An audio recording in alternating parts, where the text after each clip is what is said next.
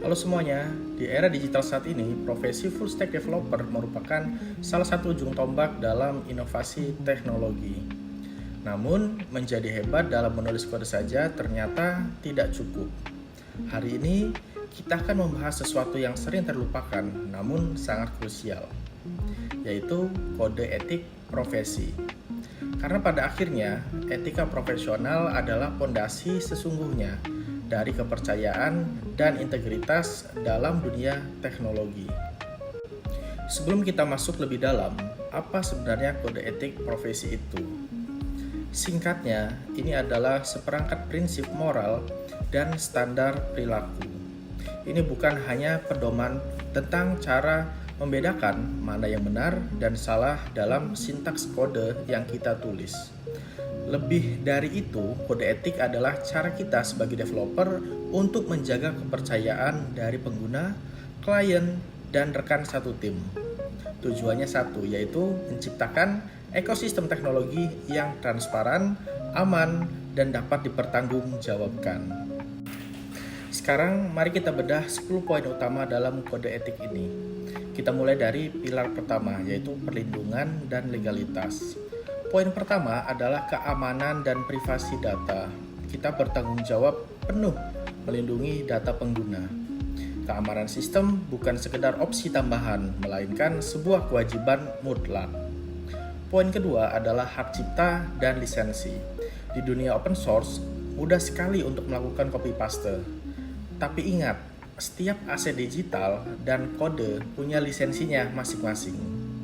Jangan pernah melakukan plagiasi atau menggunakan karya pihak lain tanpa izin yang sah. Pilar selanjutnya berkaitan dengan kualitas kerja kita sehari-hari. Poin ketiga, yaitu tulislah kode yang bersih dan mudah dipahami atau clean code. Kode yang rapi memudahkan proses kolaborasi tim. Anggaplah dokumentasi kode sebagai investasi jangka panjang, bukan sekedar beban administratif. Kemudian di poin keempat, yaitu transparansi dan kejujuran. Jadilah profesional yang jujur terkait kemampuan teknis, seberapa lama estimasi waktu pengerjaan, dan alokasi biaya proyek. Memberikan janji manis yang tidak realistis hanya akan mengikis kepercayaan klien di kemudian hari. Lalu kita masuk ke ranah integritas sistem di poin kelima. Sebagai developer, kita memegang kunci dari sebuah sistem. Oleh karena itu, hindarilah praktik yang tidak etis. Sangat dilarang keras menyisipkan kode berbahaya seperti malware atau membuat celah keamanan rahasia atau backdoor. Termasuk juga menyembunyikan bug demi keuntungan pribadi.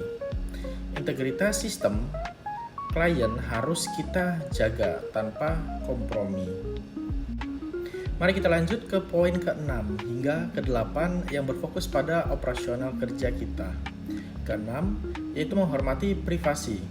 Pastikan data sensitif klien maupun rahasia dapur proyek tetap tertutup rapat. Ke-7, ikuti standar industri. Selalu ikuti pedoman teknis terbaru seperti P3C atau pedoman aksesibilitas WCAG agar website yang kita bangun tidak hanya cepat tapi juga aman dan dapat diakses semua orang. Kedelapan, bertanggung jawab jika terjadi bug atau sistem down, jadilah orang pertama yang turun tangan memperbaikinya secara profesional. Jangan melempar tanggung jawab ke pihak lain. Etika kita tidak hanya berhenti di depan layar komputer sendiri. Poin ke-9 adalah berkontribusi pada komunitas. Sebagai seorang profesional TI, kita dituntut untuk tumbuh bersama ekosistem. Dukunglah proyek open source, aktif berbagi ilmu, atau sekedar membantu memecahkan masalah developer lain di forum-forum teknologi. Ini tidak hanya membangun citra positif, tapi juga memperkaya keahlian diri kita sendiri.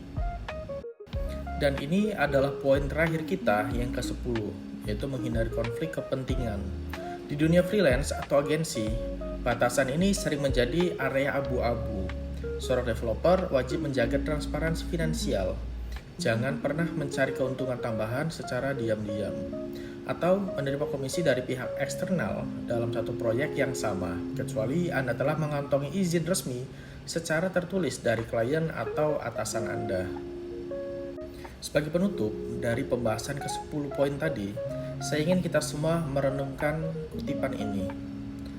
Dengan mengikuti prinsip-prinsip etika ini, kita bukan sekedar membangun sebuah aplikasi, melainkan sedang membangun kepercayaan dan reputasi jangka panjang di dunia kerja profesional. Kode yang bagus bisa usang oleh teknologi baru, tapi reputasi yang baik akan bertahan selamanya.